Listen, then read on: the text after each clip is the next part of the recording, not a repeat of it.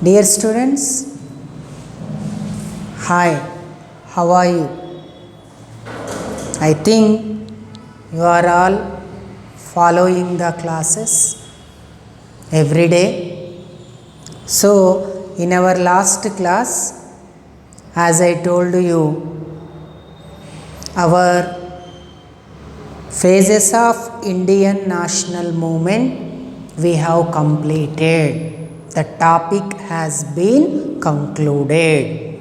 So, in continuation, in this unit, one more topic is there, that is various Government of India Acts prepared by the British government. As you know that for the governance of a country, a state, we need few acts, rules and regulations. So that only the British, whenever it was ruling our country, it has prepared some acts in our country. Those are nothing but calling as the Government of India Acts. And there is one more reason is also there for the preparation of these acts. As we know that the people of India always discontent, dissatisfied, they are majorly participating, massively agitating against the British government. So, to satisfy them, some of the matters have included and make up the acts for the governance of our country. So, there are so many acts are there, 1838 like that, 1892 Council Act like that, 1909 Act, 1919 Act, 1935 Act, 1947, like this many acts are there. But for your intermediate syllabus, these 4 acts have been given in your syllabus. Your syllabus is restricted to these 4 acts only. We try to know about them briefly, try to understand the acts. So, the Government of India Acts, the first one is the Indian Councils Act. This act was prepared in the year 1909. This act is also nothing but calling as the Minto-Morley Reforms Act. The then Governor General Minto, the Secretary for India Morley have been prepared this act, so that only by their name this act is also called as the Minto-Morley Reforms Act. This is the first Reforms Act in our country. It has been given so many types of the constitutional changes in our country. Especially if you see in that, this act extended the numerical strength of legislative council and provincial legislature in our country to give the opportunity to the Indians.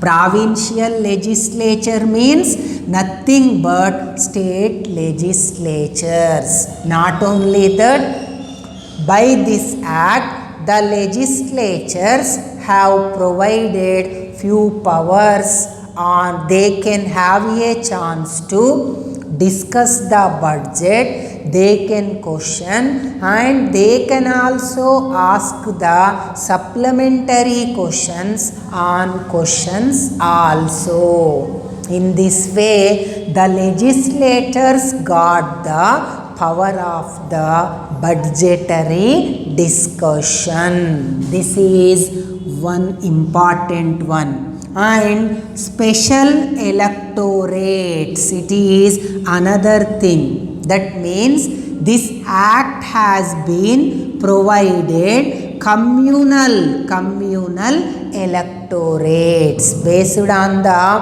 population. That area is to be reserved for a particular community, so that only it is calling as the communal electorate. Especially it has given the special electorate for the Muslims.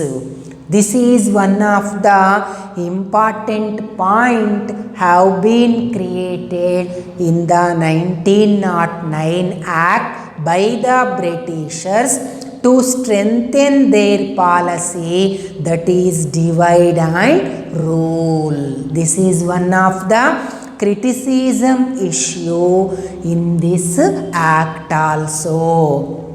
And indirect electorate system, election system, that is the people have no chance to directly elect the members, that is the indirect election system. Here also the right to vote is restricted to very few people, like that landlords, senate members, wealthy people, men. These are the specialized people who are having that capacities.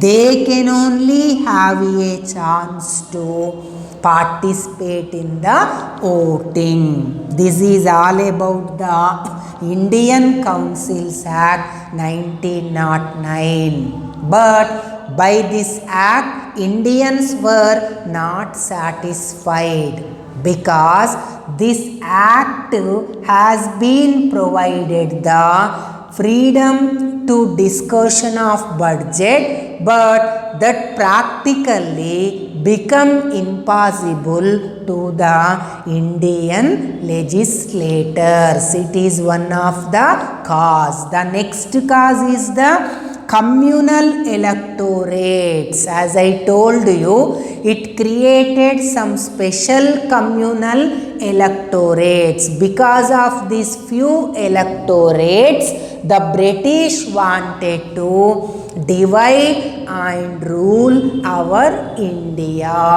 This is one of the major problem. And this indirect election also restricted very few people only, so that total representation is not covered. This is the another problem. Even though the discontent of moderates wanted to be nullified by the British people by preparation of this act, but that not succeed in one or other cases. And after 1909 Act, you know that during the period after moderates, extremists entered into the Indian national movement. As the aspirations of the people not fulfilled by the acts of the moderates, most of the people turned towards to the extremism. At the same time, Home Rule movement was also taken place. At the same time, during the year 1914, the Britishers want to participate in the World War I. But for that purpose, they need India's material support and India's people support. So, to satisfy them, for some extent, the Britishers wanted to provide one more act to change the attitudes of the Indian people. So that only during the year 1917, Montagu Chelmsford, then the Secretary and Governor General for India, have been prepared one more act, that is Government of India Act 1919, by incorporating various constitutional issues. The basic provisions of this act as the central legislature become bicameral. You know that bicameral means having two houses, lower house and upper house. In this way, they wanted to provide some representation to the states also. And the another one is the introduction of the diarchy system. The meaning of diarchy is the dual rule. That means here the government of British wanted to divide the total administrative subjects into two types. They have been categorized, divided administrative items into two types. One is the reserved subjects and other one is the transport subjects.